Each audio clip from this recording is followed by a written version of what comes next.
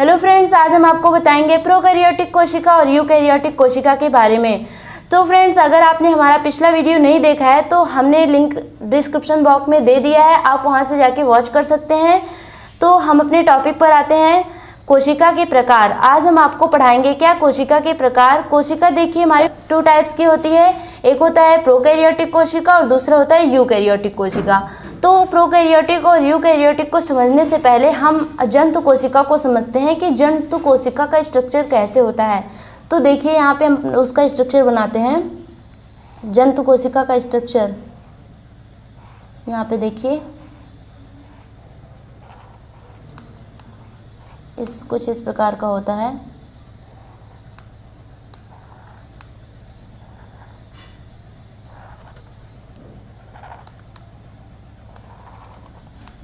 ये देखिए कुछ इस प्रकार का होता है हमारा जंतु कोशिका का स्ट्रक्चर।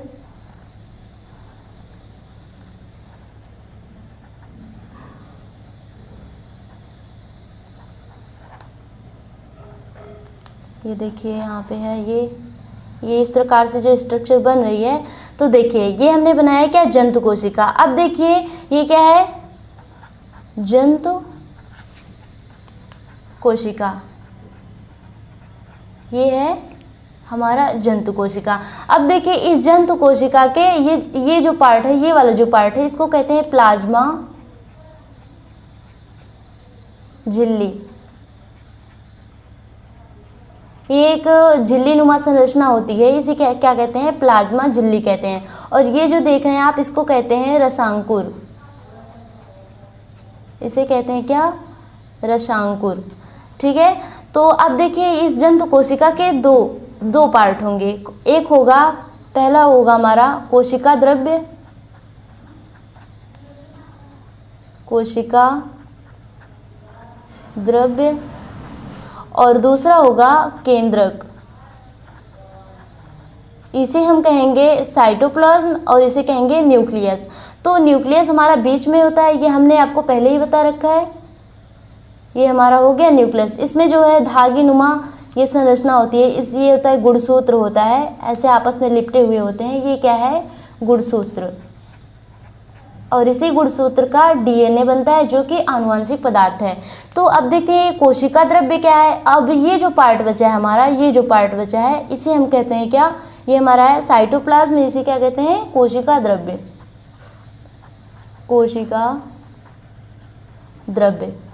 तो हमने क्या देखा कि देखिए ये जंतु कोशिका है, इसमें ये रसांकुर है, ये क्या है, प्लाज्मा झिल्ली है, ये केंद्रक में क्या पाया जाता है, गुणसूत्र पाया जाता है, और ये पार्ट क्या है, कोशिका द्रव्य है।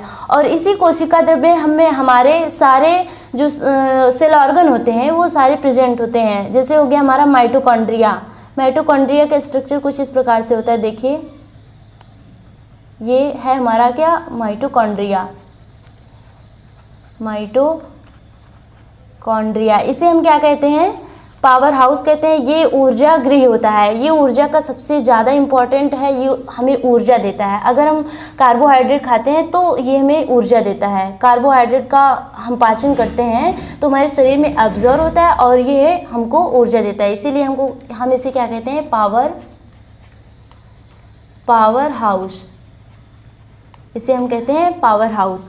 अब ये तेरा गुणसूत्र हो गया, रसांकुर हो गया। अब देखिए इसी में राइबोसोम भी होते हैं, इसी में एंडोप्लाज्मिक रेटिकुलम भी होगा, इसी में सारे सेल ऑर्गन उपस्थित होते हैं। अब देखिए हम समझने, ये हमने बनाया क्यों, इसमें जो सेल ऑर्गन होते हैं इन्हीं के प्रकार से हम अपना प्रोकैरियोटिक और यूकैरियोटिक को डिफ्रेंशिएट करेंगे। तो हमने देखा क्या, कोशिका के प्रकार ये 2 प्रकार के होते हैं, एक होता है प्रोकैरियोटिक और दूसरा होता है यूकैरियोटिक। अब देखिए प्रोकैरियोटिक का मतलब समझिए, यहाँ पर प्रोकैरियोटिक, यहाँ पर देखिए क्या है, प्रोकैरियोटिक 2 शब्द से मिलकर बना है। पहला है क्या, प्रो, और दूसरा है क्या, कैरियो। कैरियोटिक है, यहाँ पे हमने कैरियो लिखा है। तो प्रो का मतलब होता है ओल्ड, ओल्ड का मतलब होता है क्या, पुराना। और यहाँ पे देखिए कैरियो का क्या मतलब है, कैरियो का मतलब है सेल, मतलब कि बहुत ही पुरानी सेल है ये प्रोकैरियोटिक।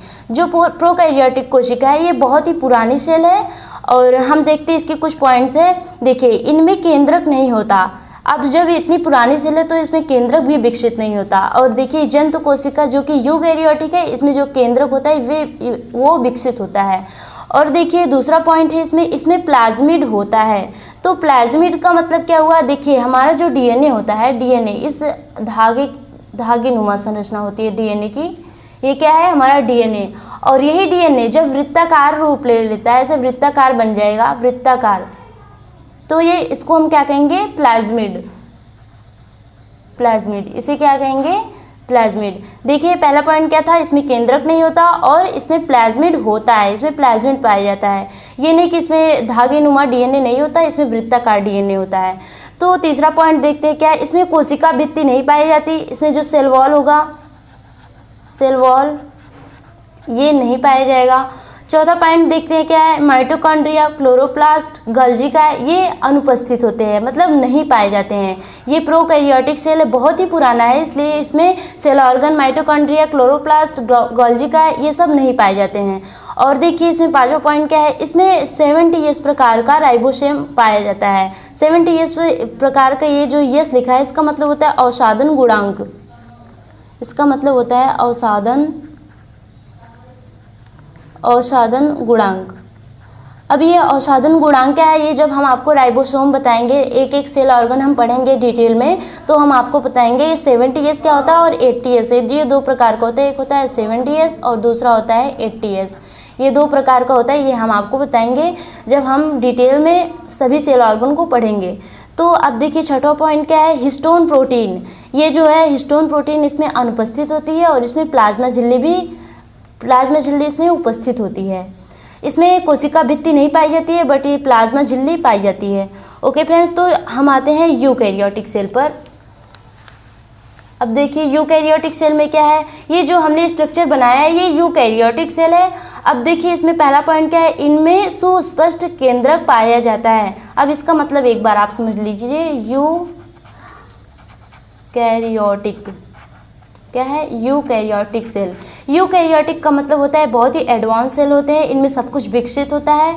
अब देखते हैं पहला पॉइंट क्या है हमारा, इनमें सुस्पष्ट केंद्रक पाया जाता है। अब देखिए हमने यहाँ पर क्या बनाया है, केंद्रक बनाया ही है।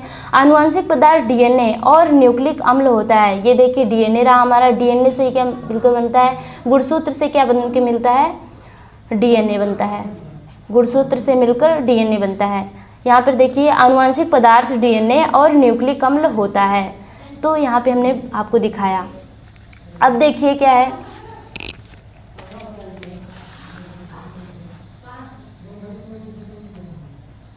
अब देखिए यहाँ पे तीसरा पॉइंट क्या है, आनुवंशिक पदार्थ केंद्रक झिल्ली द्वारा और कोशिका द्रव्य से अलग रहता है। हमने बनाया था यहाँ पर केंद्रक, यहाँ पे मान लो ये केंद्रक है। केंद्रक में क्या था, यहाँ पे डीएनए था, डीएनए बना था, मतलब ये गुणसूत्र था, गुणसूत्र से ही मिलकर हमारा डीएनए बनता है।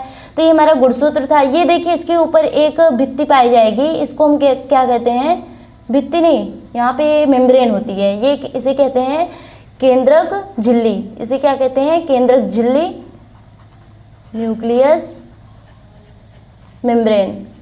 इसे हम क्या कहते हैं, न्यूक्लियस मेम्ब्रेन कहते हैं। मेम्ब्रेन का मतलब होता है झिल्ली होता है, और ये न्यूक्लियस मेम्ब्रेन है, इसके ऊपर पाई जाएगी। हमने यहाँ पर मान लो ये जंतु कोशिका का स्ट्रक्चर यहाँ पे हमने बनाया था, तो यहाँ पर क्या लिखा है, आनुवंशिक पदार्थ जो होता है केंद्रक झिल्ली द्वारा कोशिका द्रव्य से अलग रहता है। ये कोशिका द्रव्य था हमारा और ये केंद्रक झिल्ली आ गई, तो ये केंद्रक झिल्ली और कोशिका द्रव्य से अलग होता है। अब देखिए चौथा पॉइंट क्या है हमारा, कोशिकांग जैसे माइटोकॉन्ड्रिया, गोल्गी, राइबोसोम आदि इसमें पाए जाते हैं। हमने स्ट्रक्चर बना के ये देख लिया है। अब देखिए इसमें प्लाज्मा झिल्ली ये उपस्थित होती है, प्लाज्मा झिल्ली को हमने बनाया था, सेल मेम्ब्रेन होती है। और राइबोसोम इसमें 80S प्रकार का पाया जाता है, और प्रोकैरियोटिक जो सेल होती है उसमें 70S प्रकार का राइबोसोम पाया जाता है। अब देखिए यहाँ पर हमने कुछ विशेषता बताई है प्रोकैरियोटिक और यूकैरियोटिक सेल की। तो यहाँ पर देखिए प्लाज्मा झिल्ली प्रोकैरियोटिक में क्या होगी, उपस्थित होगी। हमने क्या यहाँ पे हमने क्या बताया है, देखिए यहाँ पे हमने क्या बताया है, प्लाज्मा झिल्ली जो है ये उपस्थित है। और देखिए इसमें भी उपस्थित होती है, इसमें भी ये प्लाज्मा झिल्ली उपस्थित होती है यूकैरियोटिक सेल में। तो हमने क्या देखा कि प्लाज्मा झिल्ली जो होती है इसमें भी उपस्थित है और इसमें भी उपस्थित है। कोशिका भित्ति जो है इसमें महीन एमिनो शुगर्स की बनी होती है, और इसमें देखो प्रोकैरियोटिक सेल में ये महीन एमिनो शुगर्स की बनी होती है, और यूकैरियोटिक सेल में जंतु कोशिका अनुपस्थित होती है, मतलब जंतु कोशिका में कोशिका भित्ति नहीं पाई जाती है, जबकि पादप कोशिका में कोशिका भित्ति उपस्थित होती है जो कि सेलुलोज की बनी होती है, और कीटों में किसकी बनी होती है, काइटिन की बनी होती है। अब देखिए हमारा तीसरा सेल ऑर्गन क्या है, राइबोसोम। राइबोसोम इसमें 70S प्रकार का होता है, इसमें 80S प्रकार का होता है। ये देखिए हमने देखा 80S प्रकार का, और प्रोकैरियोटिक में क्या देखा, 70S प्रकार का। अब देखिए यहाँ पे रिक्तिका इसमें अनुपस्थित होती है और इसमें उपस्थित होती है। इसमें उपस्थित होगी पादपों में ये रिक्तिका उपस्थित होती है, इसमें रिक्तिका नहीं होती है। अब इसमें देखिए हमारा सेल ऑर्गन 1 2 3 4 5, ये कौन सा है, 5 है। तो माइटोकॉन्ड्रिया देखिए इसमें अनुपस्थित होता है और इसमें उपस्थित होता है।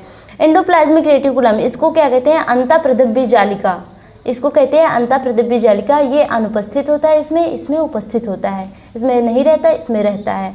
और इसमें केंद्रक देखिए, केंद्रक न्यूक्लियस इनमें अल्प विकसित होता है। प्रोकैरियोटिक में बिल्कुल डॉट जैसा होगा जो कि बाद में समाप्त हो जाता है, और इसमें उपस्थित होता है। गुणसूत्र देखिए, इसमें थोड़ा सा हम ऊपर कर लेते हैं, ये देखिए गुणसूत्र इसमें वृत्ताकार डीएनए के रूप में होता है, जिसे हम क्या कहते हैं, प्लाज्मिड कहते हैं। और इसमें उपस्थित धागेनुमा संरचना जिसे हम गुणसूत्र कहते हैं, इसे हम गुणसूत्र कहेंगे, और क्या इसमें प्लाज्मिड कहेंगे। और देखिए इसमें आनुवंशिक पदार्थ क्या होता है, आनुवंशिक पदार्थ इसमें डीएनए होता है, और इसमें भी डीएनए ही होता है। और देखिए हम इसका उदाहरण देखते हैं क्या है, उदाहरण देखिए हमारा क्या है, उदाहरण इसमें है बैक्टीरिया, नीली हरी शैवाल, माइकोप्लाज्मा, इसमें मेटाजोआ, प्रोटोजोआ आदि। इसमें क्या है फ्रेंड्स, इसमें मेटाजोआ, प्रोटोजोआ और कई सारे सेल्स आते हैं। सो फ्रेंड्स हम अपना वीडियो यहीं पर समाप्त करते हैं। अगर आपको ये वीडियो पसंद आई हो तो इसे लाइक कर दें, और ऐसे ही बायोलॉजी की इंटरेस्टिंग जानकारी के लिए हमारे चैनल को सब्सक्राइब कर दें। Thank you friends.